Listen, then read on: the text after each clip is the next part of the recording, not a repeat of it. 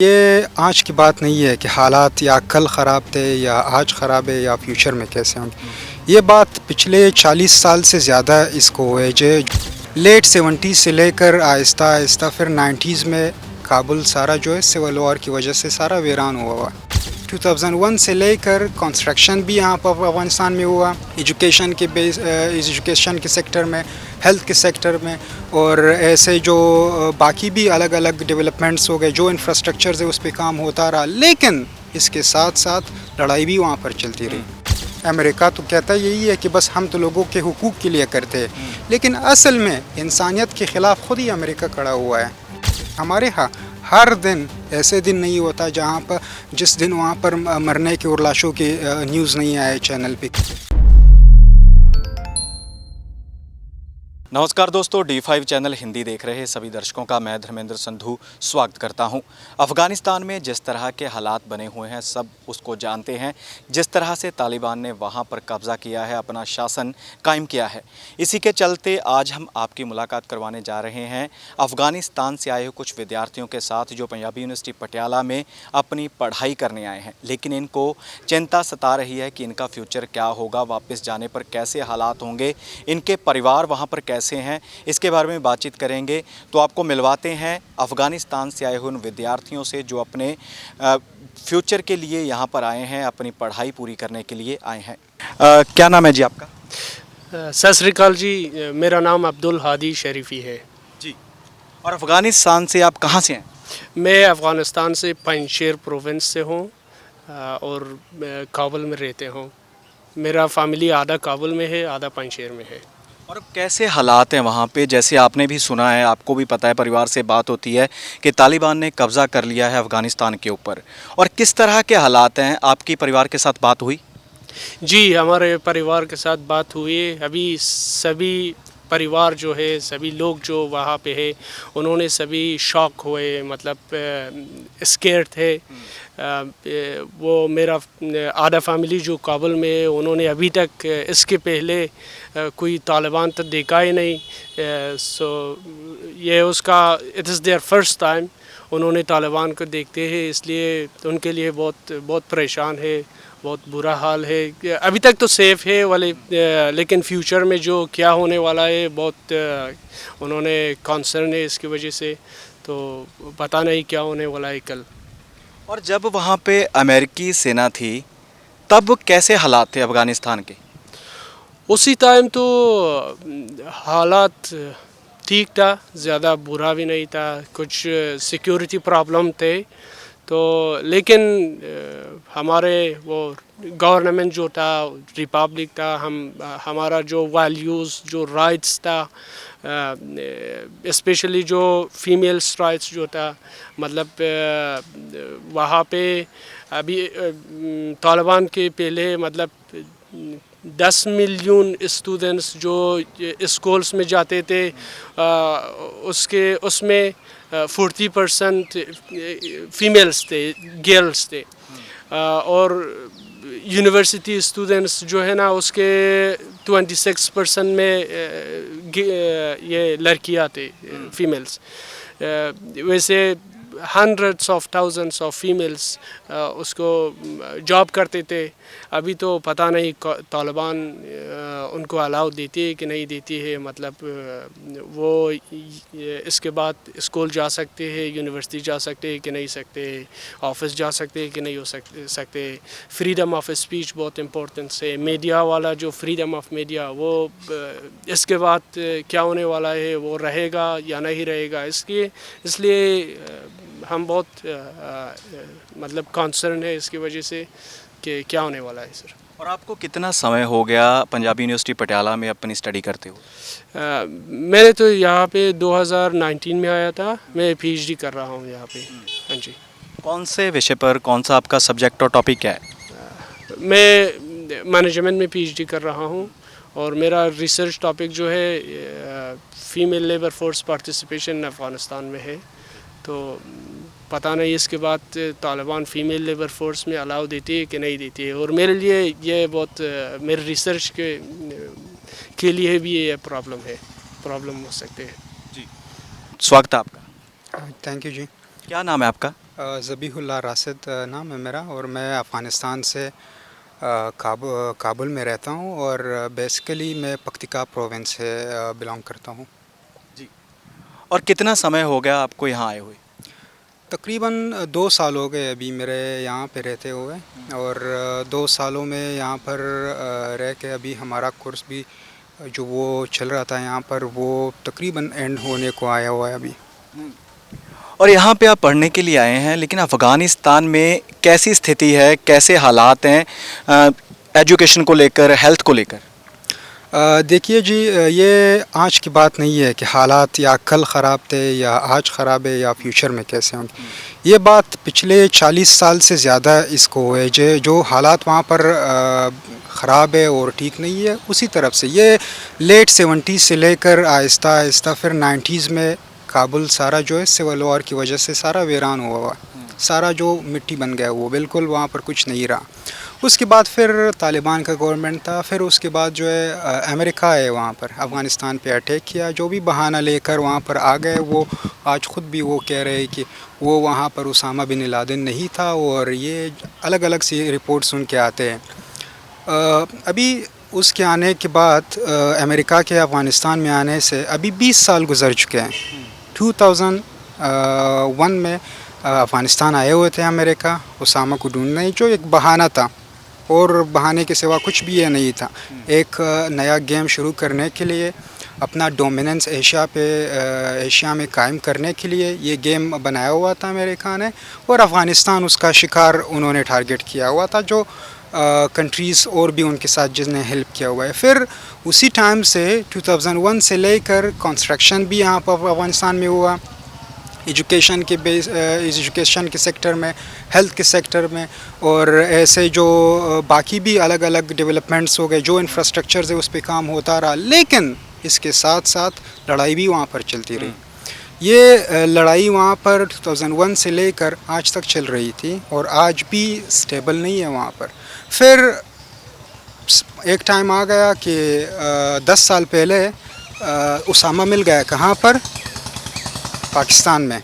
America को वो वहाँ पर मिला, लेकिन जैसे वो बोलते थे कि अफ़गानिस्तान को टारगेट करने, फिर मिला वो पाकिस्तान में। फिर क्या किया अमेरिका ने, दुनिया ने क्या किया? खामोशी इख्तियार की, कुछ नहीं। किसी ने नहीं पूछा कि आप लोगों ने अफ़गानिस्तान में जाकर इतने मज़लूम आवाम को आप लोगों ने कत्ल करवाया, इतने लोगों को आपने बेघर करवाया, अपने घर से बाहर निकलवाया, आपने इतने लोगों को, इतने माओं को अपने बच्चों से आपने दूर करवाया, इतने बच्चों ने अपने फादर्स को जो है अपने जो वालिदैन हैं उसको वो खो दिए, यतीम बच्चे हो गए वहाँ पर। किसी दुनिया ने भी नहीं पूछा। अमेरिका तो कहता यही है कि बस हम तो लोगों के हुकूक के लिए करते हैं, लेकिन असल में इंसानियत के ख़िलाफ़ ख़ुद ही अमेरिका खड़ा हुआ है। तो ये सिलसिला चलता आ रहा। फिर ये 2-3 साल पहले कतर में तालिबान के लिए ऑफिस खोल दिया गया। लड़ाई चल रही थी, तालिबान और अमेरिका और गवर्नमेंट भी उसमें इन्वॉल्व था। तो फिर कतर में जो वहाँ पर दोहा में ऑफिस खोल दिया, तालिबान को एक रिकग्नाइज़ किया वहाँ पर कि बातचीत और वो शुरू हो गई। फिर वो ऐसे आहिस्ता आहिस्ता चलते रहे। फिर ट्रंप के एडमिनिस्ट्रेशन में, बाइडन से पहले, वहाँ पर उन्होंने एक एग्रीमेंट पे जो है ना म्यूचुअल उनकी एग्रीमेंट हो गई और ट्रंप एडमिनिस्ट्रेशन ने यही डिसीजन ले लिया कि हम अफ़गानिस्तान को छोड़कर निकल जाएंगे। जो हमारा टारगेट था वो पूरा हो गया, जो वो कहते हैं कि अमेरिका बाइडन का था। लेकिन असल में वो ये बात समझते हैं कि जैसे अफ़गानिस्तान किसी बाहर वाली मुल्क को अपने ऊपर वो कबूल नहीं करते, ऐसे यहाँ पर भी उनके लिए कुछ नहीं। जो भी वो इन्वेस्ट करते थे वो भी कोई उसका रिज़ल्ट नहीं था। तालिबान का अब शासन हो गया वहाँ पे, तो क्या फ़र्क पड़ेगा, क्या अंतर आ जाएगा जो पहले का शासन था और अब में? आपको क्या लगता है कि वो बेहतर होगा या नुकसानदायक होगा? ये कोई भी इसका बेहतरी और नुकसानदेह का अभी नहीं कह सकता। अभी एनवायरनमेंट चली ऐसे रहा है कि सभी लोगों के, मेरे इंक्लूडिंग सभी लोग जो अफ़गानिस्तान में, वो यही सोचते हैं कि अभी आगे होगा क्या। क्योंकि अमेरिका ने तो तालिबान के साथ वहाँ पर एग्रीमेंट किया निकलने का, वो निकल गए, चलो ठीक है। अभी तालिबान ने जो है ना काबुल को जो है ना वो अपने गिरफ्त में ले लिया। अफ़गानिस्तान पे अपना हुकूमत वहाँ पर, जो वहाँ पर अफ़गानिस्तान के जो भी प्रोविंसेस है, 34 प्रोविंसेस और जो सेंटर है वहाँ पर सब तालिबान है। अब वहाँ पर वो आ रहे हैं लोगों के पास अभी यही सवाल रहता है कि अभी फ्यूचर का क्या होगा, किस तरह से होगा, हम कहाँ चल रहे हैं।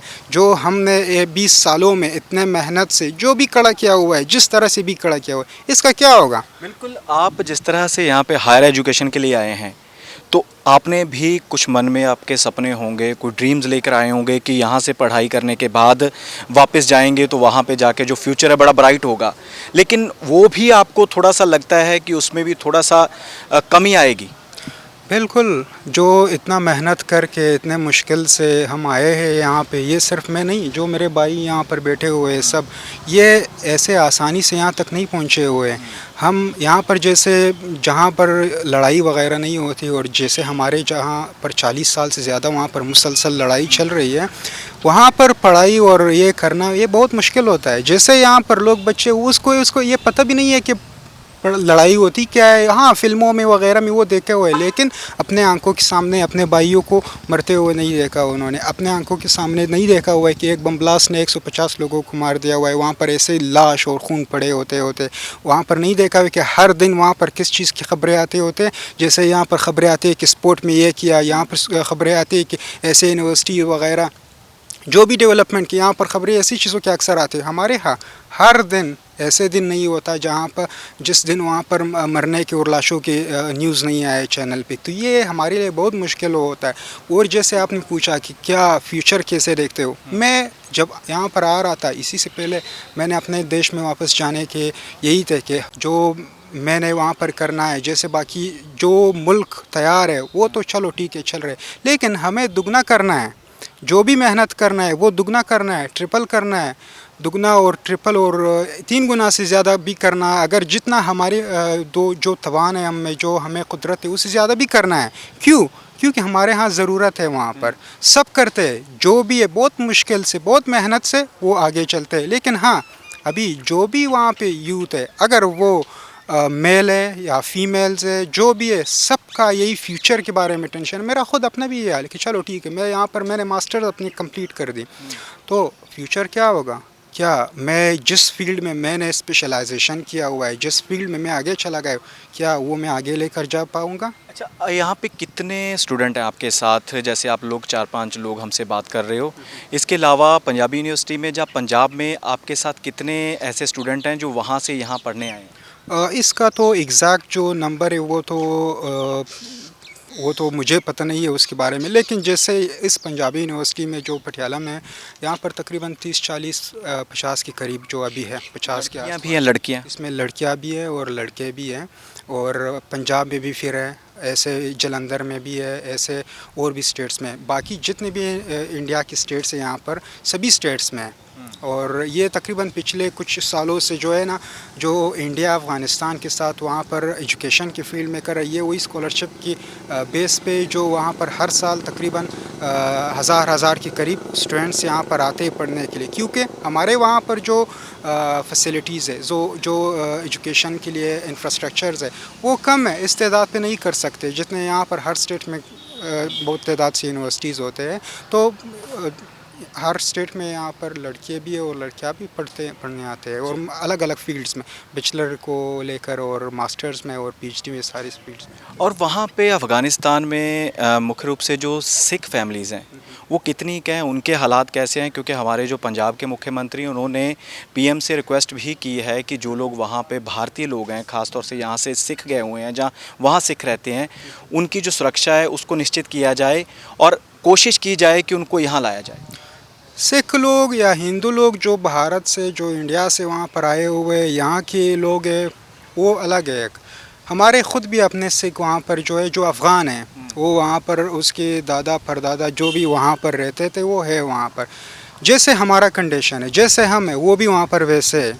ये नहीं है कि वो ऊपर नीचे या हम ऊपर नीचे, ये वहाँ पर एक सिस्टम नहीं है। हाँ, लेकिन ये मसला ज़रूर है कि वहाँ पर जो तादाद का वो है, जो नंबर्स का वो है, ये है कि वहाँ पर एक परसेंटेज के हिसाब से या बहुत कम रह चुके, क्योंकि जो पिछले लड़ाई और जैसे माहौल ठीक नहीं था, तो उसमें से कुछ चले गए अब्रोड, बाहर चले गए, जैसे खारिज मुल्कों में वहाँ पर चले गए, जैसे इंडिया कुछ टाइम पहले यहाँ पर आए हुए थे, वापस चले गए अफ़गानिस्तान। उनका भी दिल नहीं चाहता कि वो अपने मुल्क को, अपने अफ़गानिस्तान को छोड़ दे। जैसे मैं एक अफ़गान हूँ, वो भी वैसे एक अफ़गान है, वो उनका वतन है, वो उसका देश है।